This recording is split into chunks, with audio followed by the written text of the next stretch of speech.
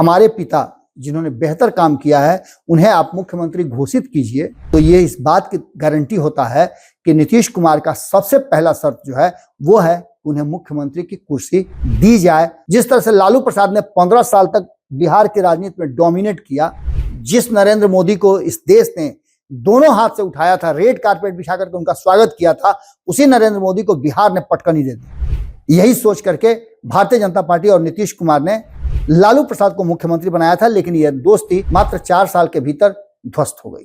तो चिराग पासवान ने एक शब्दों में कहा है कि नीतीश ही हमारे अगुवा होंगे। नोरमा ग्रुप, जो सोचता है वो करता है, आपके अपने सपनों का आशियाना। नमस्कार, एक बार फिर से आपका बहुत बहुत स्वागत करते हैं। भीतर की बात लेकर के आपके सामने हाजिर हैं और भीतर की बात में आज हम आपको एक ऐसा रिपोर्ट कार्ड लेकर के आए हैं जिस रिपोर्ट कार्ड को देखने के बाद आप भी चकरा जाएंगे। यह रिपोर्ट कार्ड पिछले 20 सालों के इतिहास से जुड़ा हुआ है और पिछले 20 सालों में जो कुछ भी हुआ है इस बिहार में, उस रिकॉर्ड को इस बार कहा जा रहा है कि टूटने की बात सामने आ रही है। कौन सा रिकॉर्ड है, क्या टूटेगा, इस बात को हम बताने से पहले आपको बता दें कि जो वर्तमान राजनीतिक परिस्थिति बिहार में बनी है, उस राजनीतिक परिस्थिति में बहुत सारी चर्चाएं आप तक पहुंच रही होंगी। सबसे बड़ी चर्चा है निशांत को लेकर के, और निशांत को लेकर के यह चर्चा है कि क्या निशांत को एनडीए गठबंधन में एक्सेप्ट कर लिया गया है। इसको लेकर के कई तरह के संशय भी हैं और कई तरह की खुशियां भी हैं। खास करके जदयू की बात करें तो जदयू के जो थिंक टैंक के लोग हैं उनमें से अधिकांश लोगों में से 2 हिस्से में बंट गए हैं। हालांकि निशांत का विरोध करने या निशांत के बारे में कम बात करने वाले लोगों की संख्या बहुत छोटी है, जिसको लेकर के नीतीश कुमार को कहीं ना कहीं उत्साहित होना चाहिए, और नीतीश कुमार उत्साहित हैं भी इस बात को लेकर के, निशांत भी उत्साहित हैं। लेकिन इन सब के बाद जो परिस्थितियां बनी है वो परिस्थितियां इस बात की तरफ इशारा कर रही है कि कहीं ना कहीं नीतीश कुमार के लिए जो वर्तमान स्थिति है वो कुछ अलग ही कहानी कह रही है। उस कहानी का एक प्लॉट ये है कि उस प्लॉट में एक बात तो साफ साफ नजर आ रही है कि कहीं ना कहीं जो नीतीश कुमार को लेकर के, उनके मुख्यमंत्री को लेकर के, उनके मुख्यमंत्री की कुर्सी को लेकर के जो बातें कही जा रही हैं उसमें संशय की स्थिति पैदा हो रही है, और उस संशय की स्थिति को से बाहर निकलने के लिए कई तरह के रणनीतियां भी अपनाई जा रही है। नीतीश कुमार के बारे में आपको अच्छी तरह से पता है कि नीतीश कुमार राजनीति के उस्ताद माने जाते हैं। अगर उस्ताद नहीं होते तो पिछले 35 साल से बिहार की राजनीति में और देश की राजनीति में नीतीश कुमार टॉप पे नहीं होते।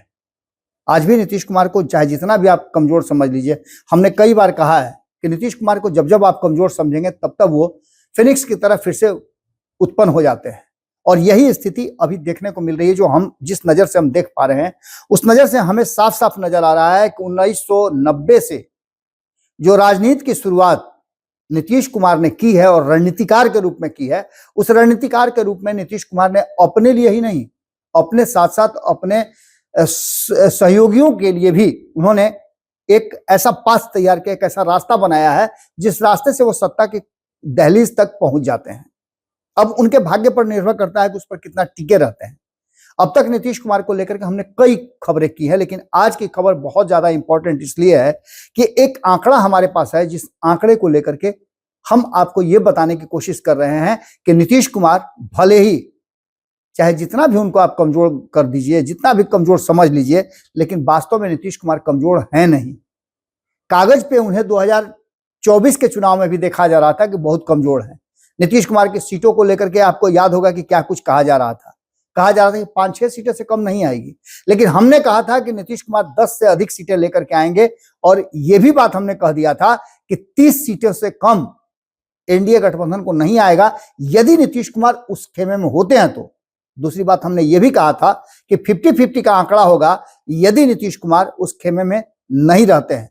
2-4 सीटों के ऊपर नीचे की बात मैंने कही थी, और स्थिति आप उठा के देख लीजिए कि 12-6-18-19 सीटें, यानी लगभग 50% सीटें ही लेकर के अगर नीतीश कुमार नहीं है एनडीए में, तो एनडीए गठबंधन लेकर के आ रहा है भारतीय जनता पार्टी की अगुवाई वाली।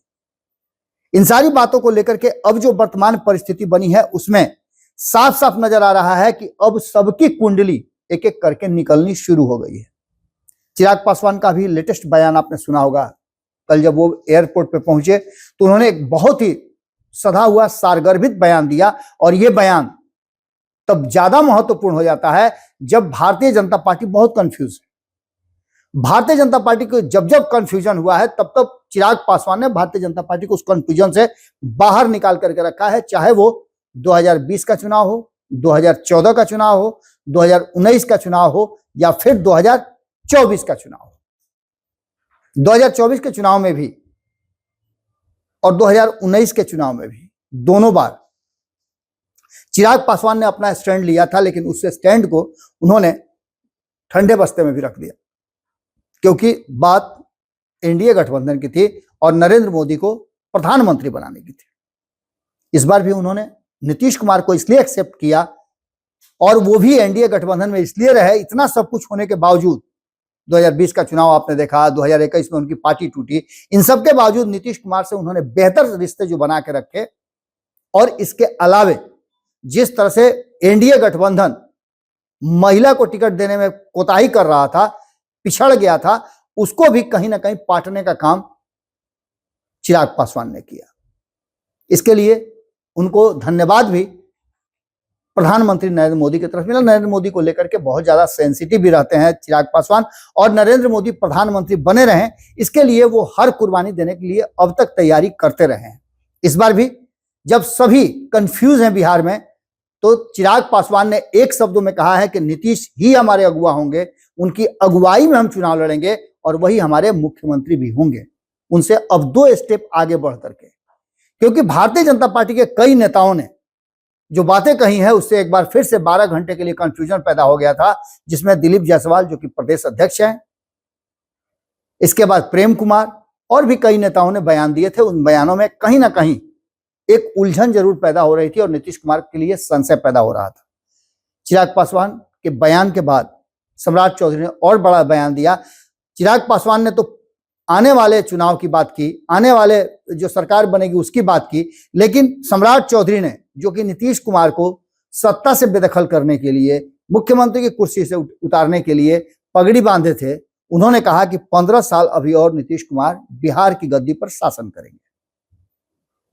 अब इस बात को आप जिस तरह से देखना हो देख लीजिए, लेकिन जो 1990 से लेकर 2005 तक की बात हम कर रहे हैं, 1990 से लेकर 2005 तक, जब लालू प्रसाद की सरकार 1990 में बनी, तब नीतीश कुमार उनके साथ थे, भारतीय जनता पार्टी उनके साथ थी, और इन दोनों ने मिलकर के लालू प्रसाद को, तब जबकि आज चर्चा चल रही है कि मंत्रिमंडल में यादवों को प्रश्रय नहीं दिया गया, तब यादव को इसलिए मुख्यमंत्री बनाया गया था कि उसके पास 14% वोट था। बड़े जनाधार, बड़े वोट बैंक के कारण लालू प्रसाद का चयन हुआ था और कहा यह गया था कि ये वोट तो हमारे पास आएगा ही आएगा ना। यही सोच करके भारतीय जनता पार्टी और नीतीश कुमार ने लालू प्रसाद को मुख्यमंत्री बनाया था, लेकिन यह दोस्ती मात्र 4 साल के भीतर ध्वस्त हो गई। वहां से लेकर के 2005 तक एक छत्र राज लालू प्रसाद ने किया बिहार की गद्दी पर, और उस शासन काल को लेकर के जो उसका वर्गीकरण किया जाता है, उसमें नीतीश कुमार बार बार जंगल राज की चर्चा करते हैं। अब तो उस पर मुहर लालू प्रसाद के अपने परिवार के लोग लगा रहे हैं, अपने रिश्तेदार लगा रहे हैं। खैर, इन बातों में नहीं पड़ते हम। 1990 से लेकर 2005 तक का लालू राबड़ी शासन था, और उस लालू राबड़ी शासन में नीतीश कुमार वो रास्ता खोज रहे थे, वो छेद खोज रहे थे, जिस छेद से घुस करके वो कुर्सी पर सीएम की पहुंच जाए, और धीरे धीरे करके उन्होंने सुरंग बना ही लिया। 2005 में जब नीतीश कुमार फरवरी में चुनाव में उतरे, तो सुरंग तो उन्होंने बनाया था, लेकिन थोड़ा सा उसमें मिस्टेक रह गया था, क्योंकि लालू प्रसाद उस सुरंग के मुहाने पर, जहां सीएम कुर्सी के पास वो खुलता था, वहीं पर खड़ा थे। सरकार नहीं बनी, राष्ट्रपति शासन लग गया, और फिर से 6 महीने बाद अक्टूबर नवंबर में चुनाव हुए, तब जाकर के लालू प्रसाद को उस सीएम कुर्सी के बगल से हटा करके, सुरंग से बाहर निकल करके नीतीश कुमार ने उस कुर्सी पर अपना कब्जा जमाया। भारतीय जनता पार्टी ने एक बार फिर से नीतीश कुमार पर, जैसे उन्होंने लालू प्रसाद पर भरोसा जताया था, वैसे नीतीश कुमार पर भरोसा जताया, और नीतीश कुमार पिछले 20 सालों से, 19 साल से भी ज्यादा समय हो गए बिहार की गद्दी पर बैठे हुए हैं। इस बीच में कई मोड़ आए। 2005 से 2013 तक नीतीश कुमार निर्बाध गति से भारतीय जनता पार्टी के साथ चलते रहे। 2013 में हमने आपको बाबा वानी में, इसी चैनल पे बताया है कि आखिर वो कौन सा मोड़ था, दोस्ती और दुश्मनी की कैसी गाथा लिखी गई थी, वो देखिएगा जरूर, आपको सब कुछ स्पष्ट हो जाएगा। डिटेल में नहीं जाते हैं। 2013 में नीतीश कुमार को ऐसा लगा कि उनके साथ ज्यादती हुई है। सबसे ज्यादा अटल बिहारी वाजपेयी और आडवाणी के बाद अगर कोई नेता है तो वो है नीतीश कुमार, जो एनडीए के प्रधानमंत्री के दावेदार हो सकते हैं। उन्होंने अपना नाता तोड़ लिया। और भी कई बातें हुई थी, कई तस्वीरें थी, उसको लेकर के भी उनकी नाराजगी थी। इन सभी बातों को लेकर के भारतीय जनता पार्टी और नीतीश कुमार का रिश्ता समाप्त हो गया। 2013 से लेकर के 2015 तक इस बीच में एक फेज आया। 2013 के बाद 2014 में लोकसभा के चुनाव हुए। उस चुनाव में अलग अलग सभी चुनाव लड़े, पर नतीजा सबके सामने है। 2 सीटों पर आकर के टिक गए नीतीश कुमार। लेकिन अच्छी स्थिति राष्ट्रीय जनता दल की भी नहीं थी। दोनों ये समझ गए कि अगर यही स्थिति रही, दोनों अलग अलग रहे, तो बिखर जाएंगे, टूट जाएंगे और समाप्त हो जाएंगे। कांग्रेस को भी इसी बात का एहसास था और तीनों ने मिलकर के एक गठबंधन बनाया, महागठबंधन। 2015 का चुनाव लड़े और 2015 का चुनाव लड़ने के बाद ये जो रिकॉर्ड की बात हम कर रहे हैं, हम उसी पर आ रहे हैं कि ये रिकॉर्ड एक बार फिर से बना। नीतीश कुमार मुख्यमंत्री की कुर्सी पर है। इस बीच में 2014 से लेकर के 2015 तक उन्होंने 9 महीने के लिए जीतन राम मांझी को मुख्यमंत्री बनाया, जिसको बाहर से सपोर्ट किया गया था। राष्ट्रीय जनता दल और कांग्रेस की तरफ से वाम दलों ने भी किया था। इसके बाद 2015 में जब सरकार बनी महागठबंधन की, नीतीश कुमार और लालू प्रसाद ने मिरेकल किया।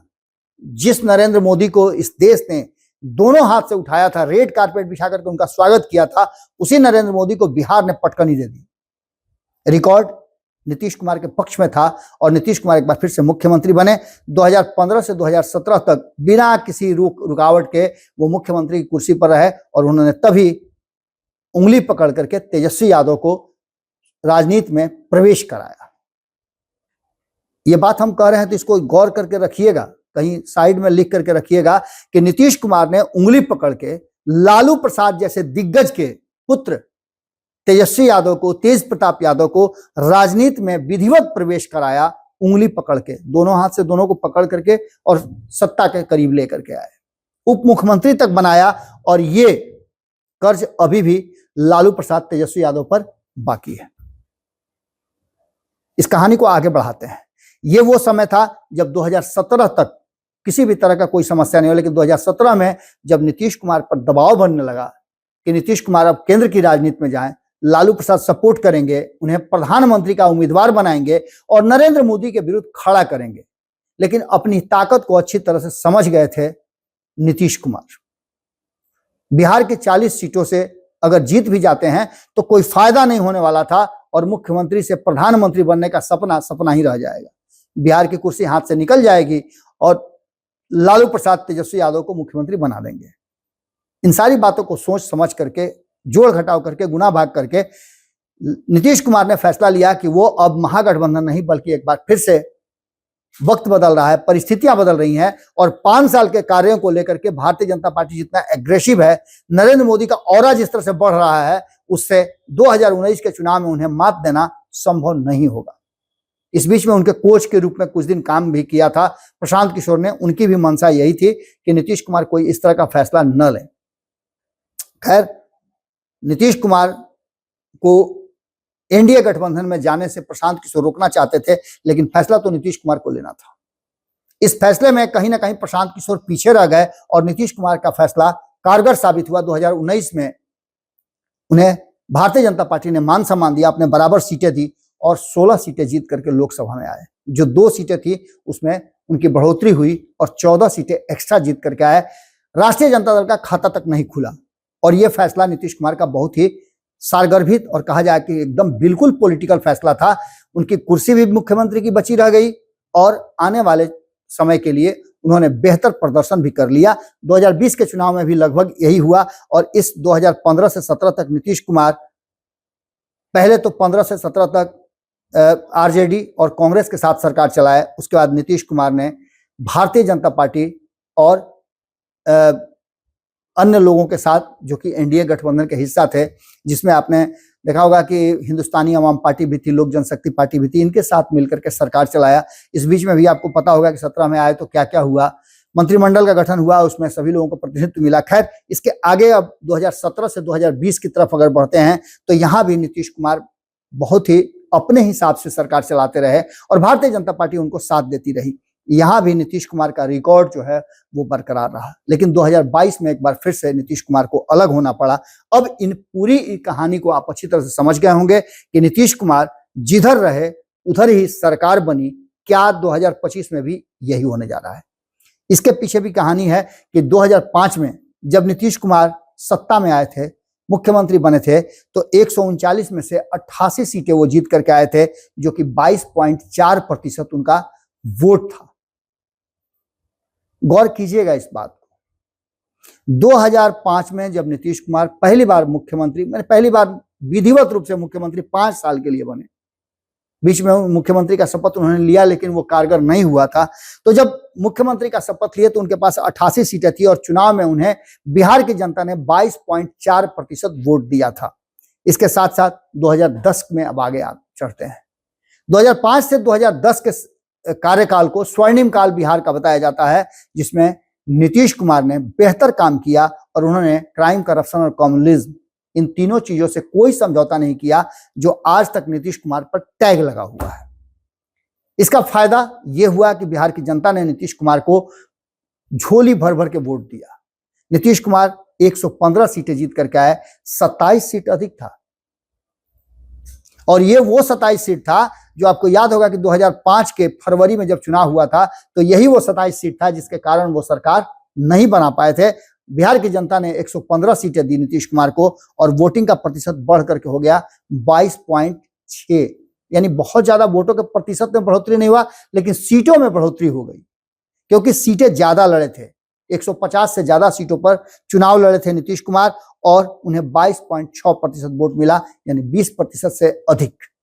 इसके बाद मौका आया 2015 का, जब नीतीश कुमार एनडीए से अलग होकर के महागठबंधन के साथ चुनाव लड़े और लालू प्रसाद के साथ आए। वोटों का प्रतिशत घटा उनका, लेकिन सीटें भी घटी। जहां 115 सीटों पर थे वहां वो 44 सीट कम होकर के 71 सीटों पर आ गए और 71 सीटों पे आने के बाद उनका वोट प्रतिशत 17.3 के आसपास आ गया। बार बार हम ये बात रिपीट करते हैं कि नीतीश कुमार को 15% से कम वोट नहीं आया है। लोकसभा में भी कमोबेश स्थिति यही रही है। 2014 सबसे खराब वक्त था, तब भी उनको 15% के आसपास वोट आया था। 2020 की बात करें तो सीटें तो मात्र 43 आई और 2015 से भी 28 सीटें कम आई। ये नीतीश कुमार का सबसे दुखद समय था, उनके राजनीति का सबसे कहा जाए तो अवसान का समय था, जिसमें उनके साथ कई तरह के खेल हुए। फिर भी 43 सीट जीत करके आए नीतीश कुमार। 28 सीटें कम आई थी 2015 से भी, उसके बावजूद भी मुख्यमंत्री की कुर्सी पर बने, लेकिन उनके वोट का प्रतिशत 15.39 था। औसतन अगर देखें हम तो 19% से 19.5% के आसपास वोट नीतीश कुमार को औसत आता रहा है। इन सारी बातों के साथ साथ अंक गणित के खिलाफ होने के बावजूद नीतीश कुमार मुख्यमंत्री बनने में हमेशा से कामयाब रहे हैं और यही वो रिकॉर्ड था जिस रिकॉर्ड को आज तक नीतीश कुमार ने टूटने नहीं दिया है। जिस तरह से लालू प्रसाद ने 15 साल तक बिहार की राजनीति में डोमिनेट किया, उसी तरह से 20 सालों से नीतीश कुमार डोमिनेट कर रहे हैं और जिसके साथ वो खड़े हो रहे हैं वही सरकार बन रही है। ये बातें भी है। कुर्सी की गारंटी के साथ नीतीश कुमार पाला बदलते रहे हैं, ये बातें आपको अच्छी तरह से पता होगी। नीतीश कुमार पहले कुर्सी का समझौता करते हैं, वो सीएम वाली कुर्सी की मैं बात कर रहा हूं। पहले सीएम वाली कुर्सी का समझौता फिक्स करते हैं, उस पर शर्तें बनती हैं और नीतीश कुमार उस पर कोई समझौता नहीं करते हैं। इस बार भी कुर्सी ही मेन है, क्योंकि जब निशांत उनके पुत्र आकर के, जो गैर राजनीतिक व्यक्ति अभी तक हैं, वो ये कहना जब शुरू कर दिए हैं कि हमारी पार्टी, हमारे पिता जिन्होंने बेहतर काम किया है उन्हें आप मुख्यमंत्री घोषित कीजिए, तो ये इस बात की गारंटी होता है कि नीतीश कुमार का सबसे पहला शर्त जो है वो है उन्हें मुख्यमंत्री की कुर्सी दी जाए, अभी से घोषित कर दीजिए। और यही बात चिराग पासवान ने भी कहा है, यही बात सम्राट चौधरी जब समझ गए तो कर रहे हैं। और ये बात इसलिए कर रहे हैं कि तेजस्वी यादव जब 2015 में नीतीश कुमार के साथ आए तो इन 10 वर्षों में, लगभग 9 वर्ष हो गए, इन 9 वर्षों में जिस तरह से उन्होंने अपनी राजनीति को और पक्ष और विपक्ष, सत्ता में रह करके और सत्ता से बाहर रह करके उन्होंने जो राजनीतिक गुर सीखे हैं, उसमें कई लोगों को उन्होंने एडॉप्ट किया है। थोड़ी बहुत कमियां जो रह गई हैं वो तेजस्वी यादव की नहीं है, बल्कि तेजस्वी यादव के इर्द गिर्द जो राजनीतिक माहौल है उसके कारण है। तेजस्वी यादव की जो लालू प्रसाद की लेगेसी उनके सर पे है उसको लेकर के है, और ये कहीं ना कहीं इस बात की तरफ इशारा कर रहा है कि परिस्थितियां बदल सकती हैं। सीएम कुर्सी पर अब की किसका कब्जा होगा, इस बात को लेकर के पूरे बिहार सहित देश की राजनीति में चर्चा हो रही है। कभी एकनाथ शिंदे से तुलना की जाती है, तो कभी मध्य प्रदेश की राजनीति से जोड़ करके देखा जाता है। कभी चर्चा मायावती की होती है, तो कभी चर्चा शिवसेना उद्धव ठाकरे की होती है, इसके साथ साथ शिरोमणि अकाली दल तक पहुंची है, और कभी चर्चा चंद्रबाबू नायडू की भी होती है। भारतीय जनता पार्टी के लक्ष्य में बिहार की कुर्सी पर, शीर्ष कुर्सी पर बैठना है, और इस लक्ष्य को कहीं ना कहीं नीतीश कुमार आड़े आ जा रहे हैं। नीतीश कुमार को भी ये बात अच्छी तरह से पता है कि यदि भारतीय जनता पार्टी के पास वो सारी संभावनाएं जुट जाती हैं और थोड़ा 19-20 होता है, तो भारतीय जनता पार्टी सक्षम है नीतीश कुमार को बेलाग अलग करके सत्ता पर बैठने के लिए। उसकी मंशा भी है और वो उसके लिए तैयारी भी कर रही है। खैर, इन सारी बातों के साथ साथ अब जो कहा जा रहा है कि नीतीश कुमार का प्रभाव घट रहा है, नीतीश कुमार का ग्राफ गिरा है, और नीतीश कुमार से ज्यादा प्रभावी तेजस्वी यादव हो गए हैं। तो ऐसी स्थिति में नीतीश कुमार के लिए, नीतीश कुमार को अपनी पार्टी के लिए, अपनी कुर्सी के लिए, और जो लंबे समय से उन्होंने अपने 3 दशक से ज्यादा, लगभग 4 दशक के राजनीतिक कैरियर में जो एक वोट बैंक तैयार किया है, एक बेंचमार्क बनाया है, उस बेंचमार्क को कौन संभालेगा? फिर यहां नाम आता है निशांत का, जो कि राजनीतिक रूप से भले ही सक्रिय नहीं हुए हों, लेकिन उनकी एंट्री को लेकर के अब सुगबुगाहट तेज हो गई है। कई लोग निशांत कुमार को राजनीतिक परिपक्वता का गुर सिखा रहे हैं, और इस गुर को सीखने के साथ साथ निशांत अब मीडिया के सामने भी आने लगे हैं। मीडिया के बयानों में उन्होंने राजनीतिक बयान दिए हैं, और विशुद्ध राजनीतिक बयान पिछले 4 बयानों से उनके आने शुरू हुए हैं। हमने भी उनसे बातचीत किया था, तो आपको बताया ही था सब कुछ। अब जबकि ये सब कुछ हो गया है, इस रेस में निशांत को अभी आना पड़ेगा। अगर अभी नहीं आते हैं तो देर हो जाएगी, और नीतीश की विरासत का बंदरबाट हो जाएगा। जनता दल यूनाइटेड के भीतर भी खेमेबाजी शुरू हो चुकी है। किसे मिलेगा अधिकार, इस बात से ज्यादा सभी की चिंता इस बात को है, कुछ लोगों को छोड़ करके, कि निशांत कुमार को ला करके बैठा दिया जाए, जिससे कि बंदरबाट की स्थिति समाप्त हो जाए। इस बात के लिए नीतीश कुमार को तैयार कराया जा रहा है, और नीतीश कुमार कितनी तैयारी करके निशांत को लेकर के आते हैं, यह भी देखना दिलचस्प होगा। सबसे बड़ी बात कि भारतीय जनता पार्टी सहित इन सभी की कुंडली अब धीरे धीरे निकल गई है। कौन कितने पानी में है, चाहे वो चिराग पासवान हो, प्रशांत किशोर हो, नीतीश कुमार हो, भारतीय जनता पार्टी हो, सम्राट चौधरी हो, या अन्य दलों की बात कर लें, दूर दूर तक कोई अभी तेजस्वी यादव को, जो एक ताजा सर्वे आया उस सर्वे में नहीं पार पा रहा है। तो वहीं नीतीश कुमार का जो पिछला रिकॉर्ड रहा है, उस रिकॉर्ड के हिसाब से नीतीश को भी पछाड़ना मुश्किल है। अगर नीतीश कुमार इस बार फिर से एवरेज वोट से भी कम, हम मात्र सबसे कम जो वोट उनको आया था 15%, 15.39%, अगर उस पर भी कामयाब हो जाते हैं, तो एक बात मान के चलिए कि नीतीश कुमार को मुख्यमंत्री की कुर्सी से हटा के रखना, दूर रखना संभव नहीं होगा। लेकिन इसके साथ साथ नीतीश कुमार को एक मजबूत खेमे में रहना होगा, जहां नीतीश कुमार की बात चलती हो, लोग मानते हों, और नीतीश कुमार का डर भी सबके सर पे हो। ऐसी स्थिति पैदा करने के लिए नीतीश कुमार कोई बड़ा फैसला ले सकते हैं, लेकिन 20 साल बाद इतिहास खुद को दोहरा दे तो कोई बड़ी बात नहीं होगी, क्योंकि दशा 10 साल में बदलता है। अब तो ये 2 दशक हो गए हैं, और 2 दशक के बाद नीतीश कुमार पर संशय के बादल भी मंडरा रहे हैं।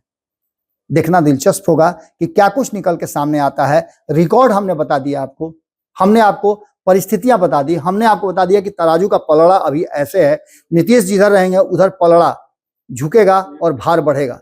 तो निश्चित रूप से ऐसी स्थिति में नीतीश कुमार एक इंपॉर्टेंट दौर से गुजर रहे हैं, जहां उनको फैसला लेना है उनको करना क्या है। मुख्यमंत्री की कुर्सी के साथ साथ निशांत को भी अभी लाना उचित होगा या अनुचित होगा, यह फैसला तो नीतीश कुमार को करना है। उनके लोग भी यही बात कह रहे हैं। क्या कुछ होगा आने वाले वक्त में पता चलेगा। भीतर की बात में हम आपसे यही विदा लेते हैं। आगे भारत लाइव पे खबरों का सिलसिला लगातार जारी रहेगा। बहुत बहुत धन्यवाद। नमस्कार। आपके सपनों को हमने सजाया है, ई होम्स पैनोरामा को हमने बनाया है। ई होम्स मेरा एक सपना था जिस पे मैं पिछले 4 साल से काम कर रहा था। हमने जो बनाया है वो सबने है माना। ई होम्स पैनोरामा में हो आपका भी आशियाना। और फाइनली हमने 2021 में इस प्रोजेक्ट को लॉन्च किया। बहुत लोग अप्रिशिएट कर रहे हैं कि पूर्णिया जैसे शहर में, बिहार के, एक तो बिहार की बात करें उसमें भी पूर्णिया जैसे छोटे जगह में इस तरह का लाइफस्टाइल देना, ये सुन के हम लोगों को बहुत अच्छा लगता है। ई होम्स में हमने कुछ और भी किया है, जैसे हम जिस जगह में रह रहे हैं हमारे फैमिली सिक्योर हो, उनको सिक्योरिटी का ध्यान में रखा है।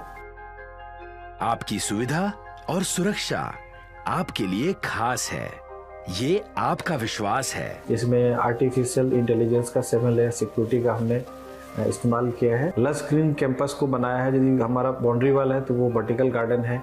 ये जितनी भी फैसिलिटी होता है एक इंटरनेशनल टाउनशिप में, ई होम्स है, ये हम लोग विश्वास नहीं कर पा रहे हैं। जो भी हमारे मित्र दोस्त या जो भी हमारे बाहर के बाहर आते हैं तो हम लोगों को बहुत अच्छा सुनने को मिलता है और बहुत अच्छा क्रेडिट मिल रहा है। वो सारा हमने सिर्फ एक बिल्डिंग नहीं बनाया, हमें एक बहुत अच्छा लाइफस्टाइल दिया ई होम्स में, और मेरा एक सपना था जिसको मैं आज फुलफिल होते हुए देख पा रहा हूँ।